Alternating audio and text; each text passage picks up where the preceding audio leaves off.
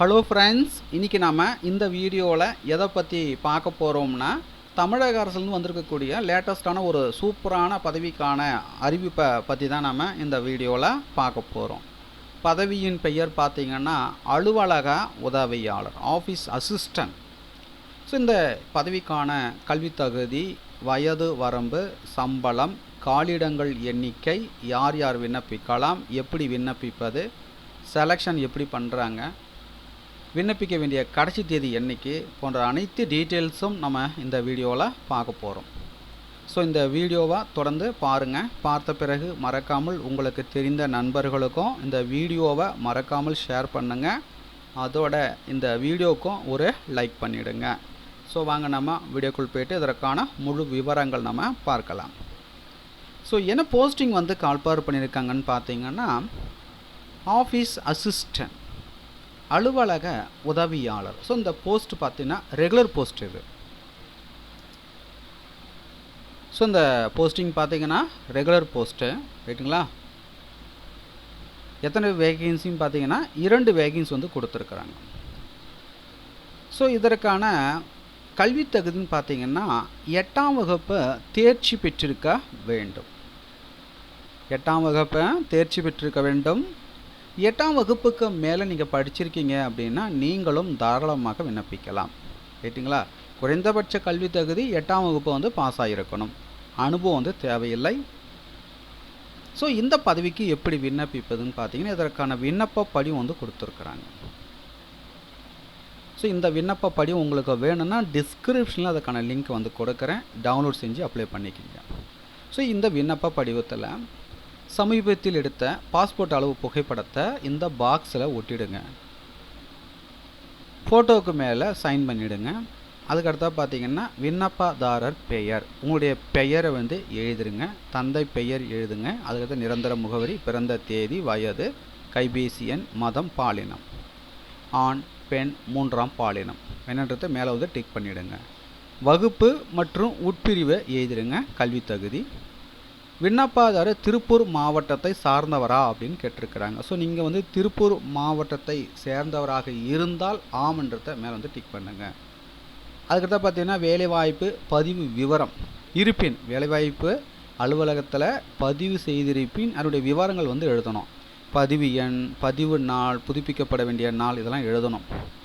இருப்பிட சான்றிதழ், ஆதார் எண், வாக்காளர் அடையாள அட்டை எண், குடும்ப அட்டை எண், தற்போது பணிபுரியும் விவரம், ஏதேனும் இருப்பின், ரைட்டுங்களா. முன்னுரிமை பிரிவு விவரம், ஆமாம் இல்லையான்றது நீங்கள் மென்ஷன் பண்ணணும், ரைட்டுங்களா. கொரோனா தொற்றினாலோ இதர காரணங்களாலோ பெற்றோர் இருவரையும் இழந்த இளைஞர்கள், மகனாக இருக்கலாம், மகளாக இருக்கலாம், தமிழக அரசு பள்ளியில் தமிழ் மொழியில் பயின்ற நபர்கள், போரில் உடல் தகுதியை இழந்த முன்னாள் இராணுவத்தினர், போரில் மரணம் அடைந்த அல்லது உடல் தகுதியை இழந்த இராணுவ வீரர்களின் குடும்பத்தினரில் 2 நபர்கள் வரை, ஆதரவற்ற விதவைகள், கலப்பு திருமண தம்பதியினர், தம்பதியரில் ஒருவர் ஆதி திராவிடர் அல்லது பழங்குடி இனத்தவராக இருக்க வேண்டும், முன்னாள் இராணுவத்தினர் அல்லது அவர்களது மனைவி அல்லது மகன் அல்லது திருமணம் ஆகாத மகள் மற்றும் தற்போது பணியில் உள்ள இராணுவத்தினர் மனைவி அல்லது மகன் அல்லது திருமணம் ஆகாத மகள், சுதந்திர போராட்ட தியாகிகள் மற்றும் தமிழ்மொழி காவலர்களின் நேரடி வாரிசுதாரர்கள், பர்மா, இலங்கை, கென்யா, உகாண்டா மற்றும் தான்சானியா நாடுகளிலிருந்து தாயகம் திரும்பிய இந்தியர்கள், அரசின் திட்டங்களுக்காக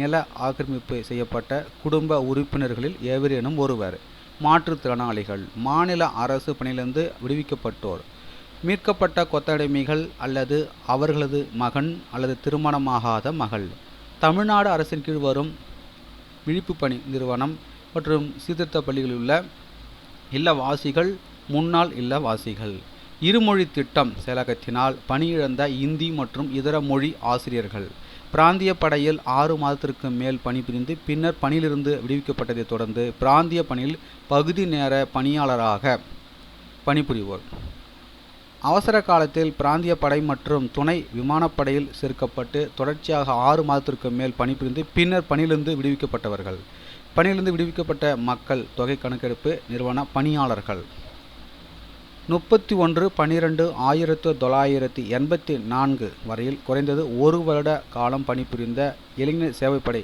தன்னார்வலர்கள். ரைட்டுங்களா? அதுக்கடுத்தா பார்த்தீங்கன்னா மறக்காமல் உங்களுடைய சைனை வந்து போட்டுடுங்க.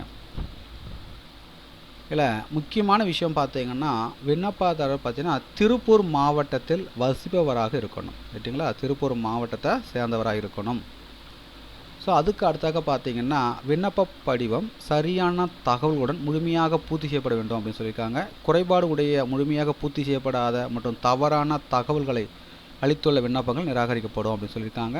நேர்காணலும் போது பார்த்தீங்கன்னா 8ஆம் வகுப்பு தேர்ச்சி பெற்றதற்கான சான்றிதழ் மற்றும் இதர அசல் சான்றுகள் வந்து கொண்டு வரணும் அப்படின்னு சொல்லியிருக்காங்க. ஸோ அதுக்கு அடுத்ததாக பார்த்தீங்கன்னா விண்ணப்பிக்க வேண்டிய கடைசி தேதி என்னைக்குன்னு பார்த்தீங்கன்னா 17/9/2024. நேர்காணலுக்கு அழைக்கப்படும் விண்ணப்பதாரர்களுக்கு பயணப்படி அகவலைப்படி அளிக்கப்பட மாட்டாது அப்படின்னு சொல்லியிருக்காங்க. பூர்த்தி செய்யப்பட்ட விண்ணப்பங்கள் பார்த்தீங்கன்னா பதிவு தபால் மூலமாக தான் அனுப்பணும் அப்படின்னு சொல்லியிருக்காங்க.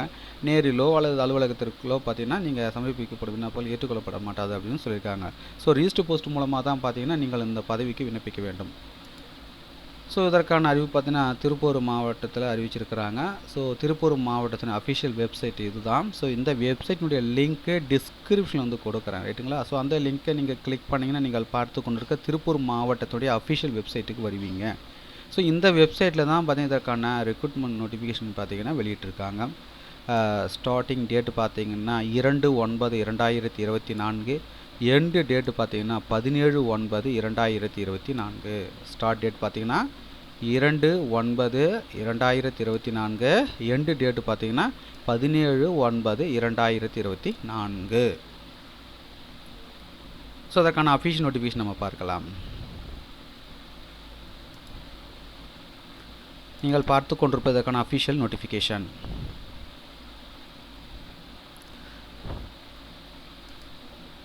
Date and place of interview பார்த்தீங்கன்னா வில் பி இன்டிமேட்டட் லேட்டர் அப்படின்னு சொல்லியிருக்காங்க. The assistant director of prosecution number 319 and 320 new collectorate building. ரைட்டுங்களா? New collectorate building 3rd floor Tiruppur 641604. பதவியின் பெயர் பார்த்தீங்கன்னா office assistant. Scale of pay பார்த்தீங்கன்னா 15,800 50,000. ரைட்டுங்களா? பிளேஸ் ஆஃப் ஒர்க் பார்த்தீங்கன்னா திருப்பூர் உடுமலைப்பேட்டை. ரைட்டுங்களா? நம்பர் ஆஃப் போஸ்ட் பார்த்தீங்கன்னா 2.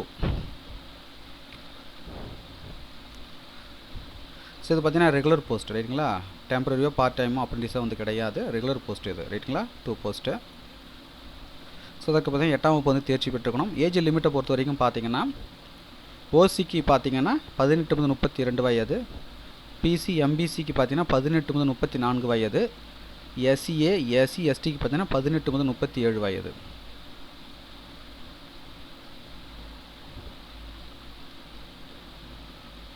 திருப்பூர் மாவட்ட குற்ற வழக்கு தொடர்புத்துறை உதவி இயக்குனர் அலுவலகத்தில் காலியாக உள்ள அலுவலக உதவியாளர் பணியிடம் மற்றும் உடுமலைப்பேட்டை நீதித்துறை நடுவர் நீதிமன்ற எண் 1இல் பணிபுரியும் அரசு உதவி வழக்கறிஞர் நிலை 2 அலுவலகத்தில் காலியாக உள்ள அலுவலக உதவியாளர் பணியிடம் ஆகிய 2 அலுவலக உதவியாளர் பணியிடங்களுக்கு அறிவிப்பு வந்து வெளியிட்டிருக்காங்க. அலுவலக உதவியாளர் எத்தனை வேகன்சி பார்த்தீங்கன்னா 2 வேகன்சி. ஜிடி ப்ரியாரிட்டிக்கு 1 வேகன்சியும் எஸ்சிஏ ப்ரியாரிட்டி டிடபிள்யூ 1 வேகன்சி வந்து கொடுத்துருக்காங்க. ஊதிய விகிதம் பார்த்தீங்கன்னா ரூபாய் 15,800 58,100 ரூபாய். கல்வி தகுதி பார்த்தீங்கன்னா 8ஆம் வகுப்பு தேர்ச்சி பெற்றிருக்க வேண்டும்.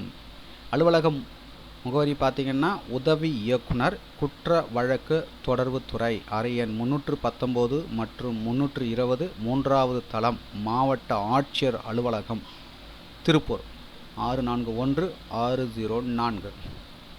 அலுவலகம் முகவரி பார்த்தீங்கன்னா உதவி இயக்குனர் குற்ற வழக்கு தொடர்புத்துறை அறை எண் 319 மற்றும் 320 3வது தளம் மாவட்ட ஆட்சியர் அலுவலகம் திருப்பூர் 641604.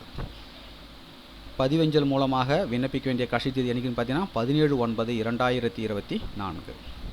ஸோ தகுதியும் விருப்பமும் உள்ளவர்கள் அப்ளை பண்ணிக்கோங்க. மேலும் உங்களுக்கு கூடுதல் விவரங்கள் வேணும்னா நோட்டிஃபிகேஷனுடைய பிடிஎஃப் லிங்க் நீங்கள் பார்த்து கொண்டிருக்க இந்த வீடியோக்கு கீழே உள்ள டிஸ்கிரிப்ஷனில் அதற்கான லிங்க் வந்து கொடுக்குறேன்.